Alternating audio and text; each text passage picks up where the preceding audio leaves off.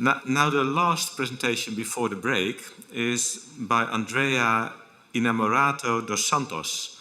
I hope I pronounce your name well. She's working with the European Commission, the Joint Research Center, and she will tell you something about the initial findings of the research of the center. So please. And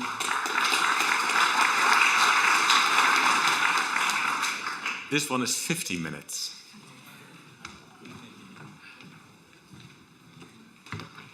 Very happy to be the last one of this morning then. Good morning, everyone. Good morning, conference chairs. Thank you very much for the invitation to being here today. First, I'd like to introduce the Joint Research Center, for the ones who do not know it. We are the European Commission itself. We're not an agency, but we are responsible for the research arm of the European Commission. So we are not policymakers. We do not make policies at an European level, but we work in the intersection between research evidence and policy making, right? So we do research in order to inform policymakers, both at the European level and also at a member state level, to all ministries of education in this case. We are based in Seville, we're not based in Brussels.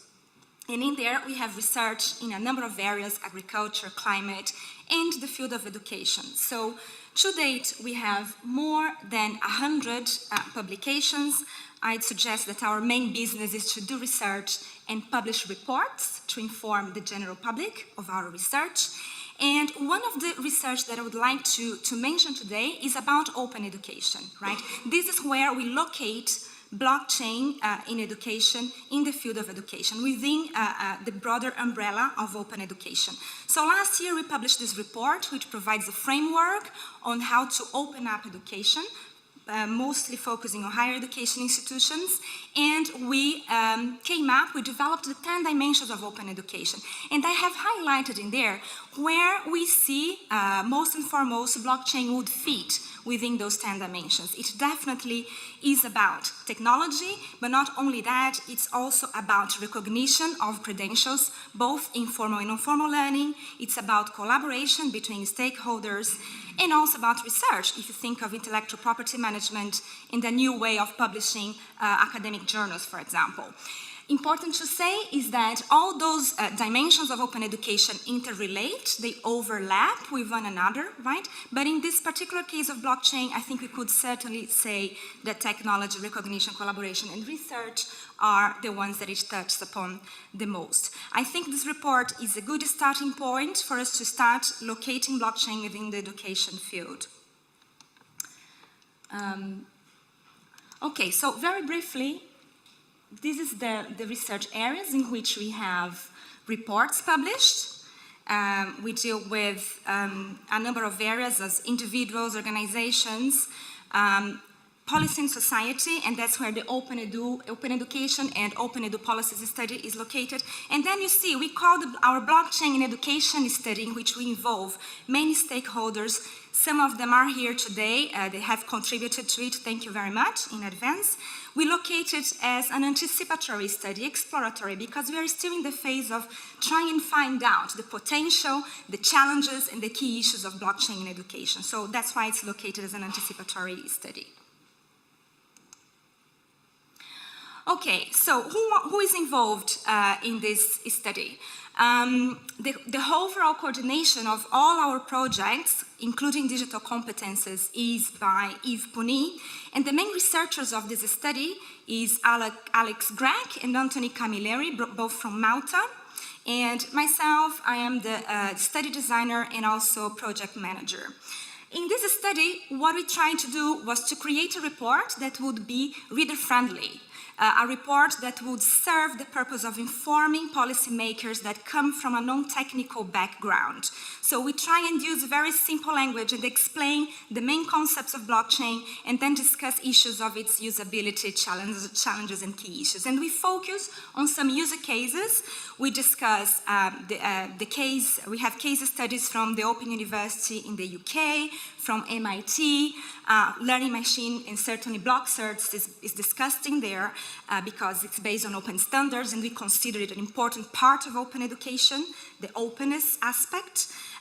University of Nicosia, the Malta Education Institutions, the Ministry of Education of Estonia that has very good initiatives towards blockchain, and obviously the Netherlands case, right? So this is why we try and provide an overview of what's going on in these countries and within the ministries, etc., so that people can start having an idea. How can we move forward? How can we push the field forward? Okay?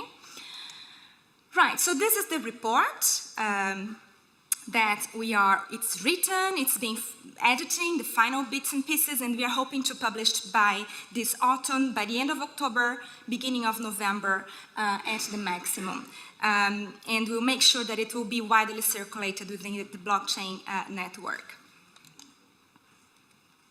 Okay, so very briefly, I'm not going to get into discussing in depth, obviously, because there's no time, but I'm just going to mention what we are covering in this report. So the goal was to have the state of the art, where do we stand with blockchain in education research and the developments in Europe, although we do bring in case studies from the US, as I mentioned, MIT, for example.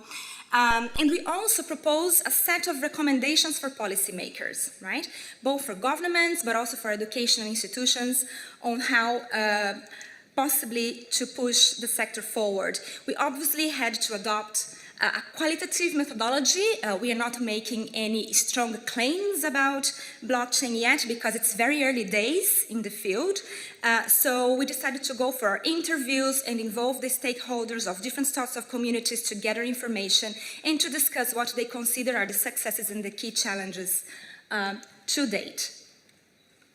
Okay, so briefly, the report discusses the key issues and also why blockchain. Why would you go for blockchain? So we discuss a lot of the social value of blockchain, to include aspects that we're discussed here today, but mostly transparency, social accountability, immutability, self-sovereignty, collaboration, etc. We also explore the need for trust. Yeah, and this is one of the main, actually one of the main issues that we found out is that in education, when it comes to issuing credentials, trust is an essential aspect. So we discussed blockchain and trust a lot as well in the report.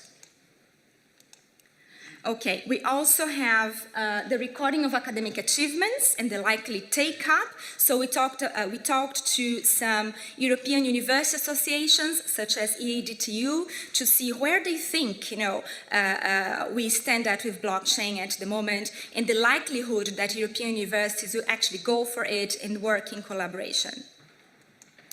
We also discuss brand and reputation, because there is a lot of concern of educational institutions that they want to keep, they want to go open, but at the same time they want to safeguard their reputation and their branding. So how can we actually meet, these two aspects? In talking about recognition, I also like to show that we have a report published on the accreditation of non-formal learning already. It's basically focusing on MOOCs, massive open online courses, and open badges and credentials issued to open learners, that find a MOOC online, take these courses, and then they want some sort of recognition. And I think that's the very first step for us to move on and think about these open badges and open qualifications or accreditations to be registered in the blockchain. So I see this blockchain report as a continuation of this open cred report, which is already available.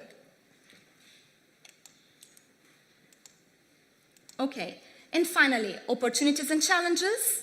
We also discuss some technical aspects, interoperability, the decentralized nature of blockchain versus the centralized nature of credentials, and the set of recommendations. So just to show some main conclusions, we discuss, obviously, we found out that it's very early days for us to make big claims, because most of the case studies that we discussed, they are still in a piloting phase. and that's why we opted for a qualitative approach. We see there is potential for blockchain to disrupt the market in terms of who owns the data, of students' information systems, etc. So this is why we are really interested in exploring this disruption aspect of blockchain.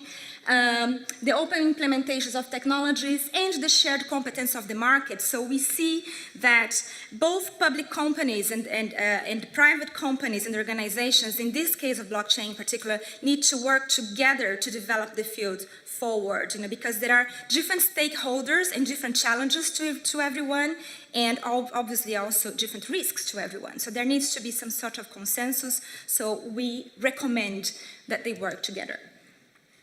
Also, to finalize, I'd like to show that we have 2 other upcoming reports.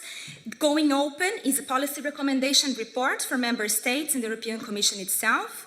And case studies on policies for open education. We have researched the 28 member states of the European Union, and we are presenting cases of policies in which open education is designed. We have some cases of e-government and open government partnerships in which the digital accreditation of learning is put forward as a policy. So I hope that you'll be interested in reading this report, which we are launching next month at the OER World Conference in Slovenia.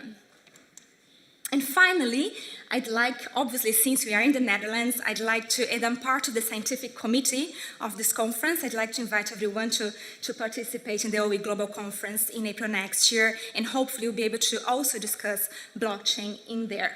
I have made my presentation available in SlideShare so that you can check out further if you need. Thank you very much.